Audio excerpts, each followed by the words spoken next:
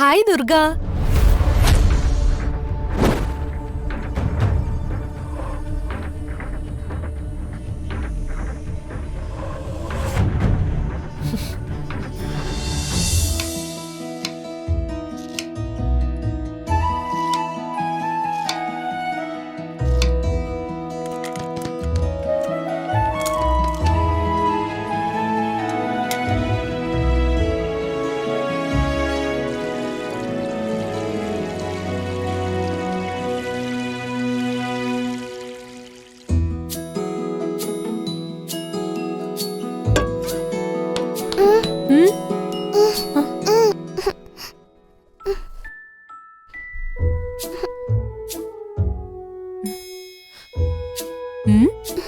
എന്ത് പറ്റി?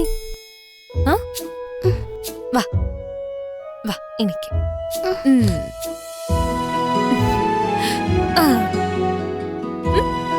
എന്ത് പറ്റി?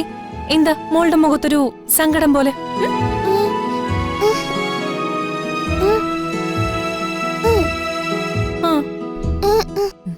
അച്ഛനെ വിളിക്കാൻ അമ്മ ഫോൺ തന്നില്ലേ? മോള് വിഷമിക്കണ്ട, ഞാന് അമ്മയോട് പറയാം, പോരെ? മോൾക്ക് അച്ഛനെ വിളിക്കാൻ ഫോൺ വേണോ? വേണോ? അമ്മ എന്നെ വഴക്ക് പറയോ? ശരി, ഞാനേ വിളിച്ചു തരാം. ഓക്കെ?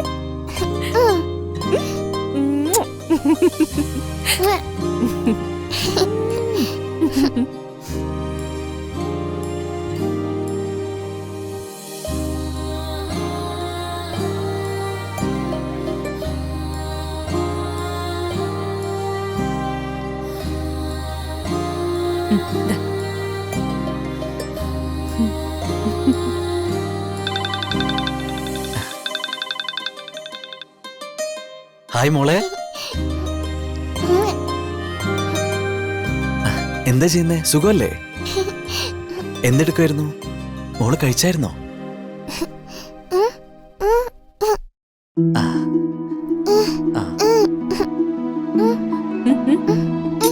സംസാരിച്ചോ?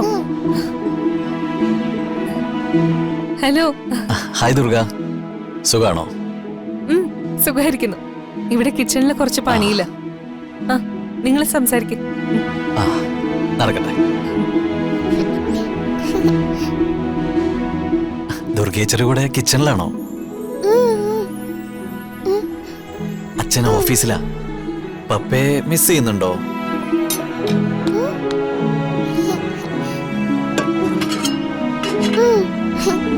വേറെന്താ? താരാ.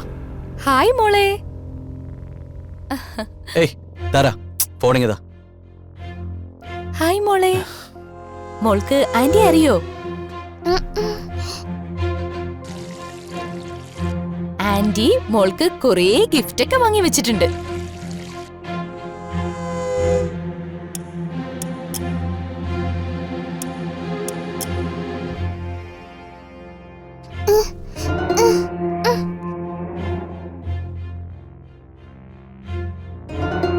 എന്താ, അച്ഛന്റെ കയ്യിൽ ഫോൺ കൊടുക്കാനാണോ? അതെന്താ, മോൾക്ക് എന്നെ ഇഷ്ടായില്ലേ?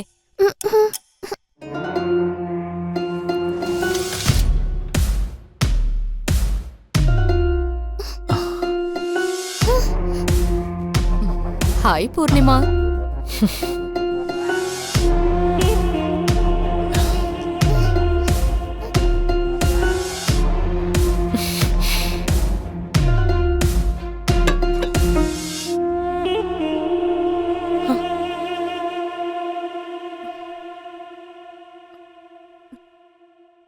ഹായ് ദുർഗ.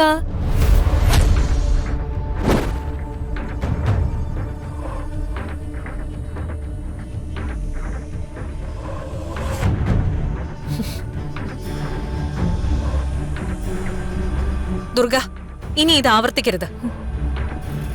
അത് പിന്നെ ചേച്ചി, ഞാൻ വേണ്ട, കൂടുതലൊന്നും എനിക്ക് കേൾക്കണ്ട. ഞാൻ ധ്വനിക്ക് ഫോൺ കൊടുക്കുന്നില്ലെങ്കിൽ അതിനർത്ഥം അവൾ ആ കോള് ചെയ്യണ്ടെന്നുള്ളത് തന്നെയാ. സോറി ചേച്ചി. മോള് പറഞ്ഞപ്പോ ഞാൻ വിളിച്ചു കൊടുത്തു പോയതാ. ദുർഗ, ധ്വനി ഒരു കുട്ടിയാ. ശരിയും തെറ്റും മനസ്സിലാക്കാനുള്ള പ്രായം അവക്കായിട്ടില്ല. അതുകൊണ്ട് ഇവള് പറയുന്നത് എല്ലാം ചെയ്തു കൊടുക്കേണ്ട കാര്യമൊന്നുമില്ല. ശരി ചേച്ചി, ഇനി ഞാൻ ആവർത്തിക്കത്തില്ല.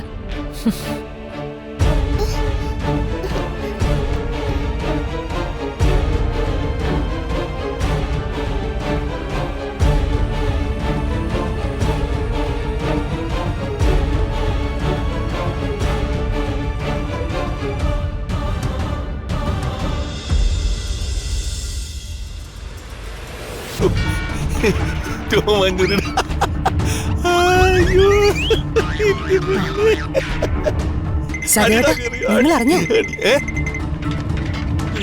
എന്തോടി നീ പറയാ, ഞാൻ ഇങ്ങനെ അറിയുന്നേ? പറയാനല്ലേ മനുഷ്യ ഞാൻ ഇങ്ങോട്ട് വന്നത്. നീ പറ, എന്തോ കാര്യം?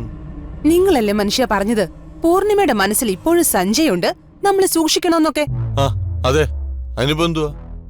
എങ്കി അങ്ങനെയൊന്നും ഇല്ല. പൂർണിമയ്ക്കിപ്പൊ സഞ്ജയോട് യാതൊരു താല്പര്യമില്ല. താല്പര്യം ഇല്ലാന്ന് മാത്രമല്ല, നല്ല ദേഷ്യവാ. എടി, അതൊക്കെ അവളുടെ വെറും ഡ്രാമയല്ലേടി. നമ്മളെയൊക്കെ വെറുതെ കാണിക്കാനും പറ്റിക്കാനുള്ള ഡ്രാമ. അങ്ങനെയല്ല, ധോനി ഇപ്പൊ സഞ്ജയെ വിളിച്ചതിന് പൂർണിമ ദേഷ്യപ്പെട്ടത് ഞാനിപ്പൊ നേരിട്ട് കണ്ടതാ.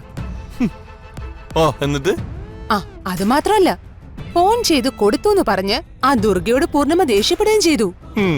കേട്ടിട്ടുണ്ട്, കണ്ടിട്ടുമുണ്ട്. എടി, അത് പൂർണിമയുടെ വെറും നാടകം മാത്രമാ. അതുകൊണ്ട് നീ അവളെ അങ്ങനെ കണ്ണടച്ച് വിശ്വസിക്കണ്ട. അങ്ങനെയല്ല, ആ പെരുമാറ്റം അഭിനയമാണെന്ന് എനിക്ക് തോന്നുന്നില്ല. എടി നീരജ, ഇപ്പൊ അവൾക്കുള്ള ഈ അകൽച്ചയ്ക്കും ദേഷ്യത്തിനുള്ള കാരണം ആരാ? ആ താരയാ. താരയും സഞ്ജയുമായിട്ടുള്ള സൗഹൃദം പൂർണിമയ്ക്ക് തീരെ ഇഷ്ടപ്പെടുന്നില്ല. അതെ, ഫോണില് താരയെ കണ്ടപ്പോഴാ പൂർണിമയ്ക്ക് കലി കയറിയത്. ഇല്ലേ? അതാണ്. നീ ഒരു കാര്യം ഓർത്തു നോക്കിയേ, പൂർണിമയുടെ മനസ്സിൽ സഞ്ജയ്ക്ക് സ്ഥാനം ഇല്ലെങ്കിൽ പിന്നെന്തിനാ താരയുമായിട്ടുള്ള സഞ്ജയുടെ അടുപ്പം പൂർണിമയ്ക്ക് ദേഷ്യം തോന്നിപ്പിക്കുന്നത്? ശരിയാണല്ലോ.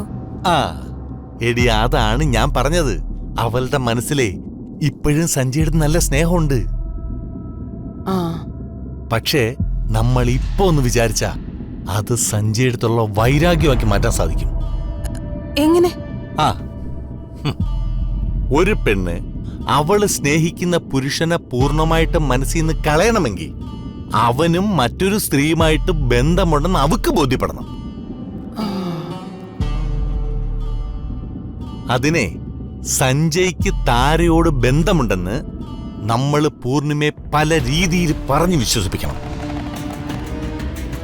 പൂർണിമയെ അങ്ങനെ വിശ്വസിപ്പിക്കാൻ പറ്റുന്ന സാഹചര്യങ്ങൾ നമ്മൾ ഉണ്ടാക്കണം.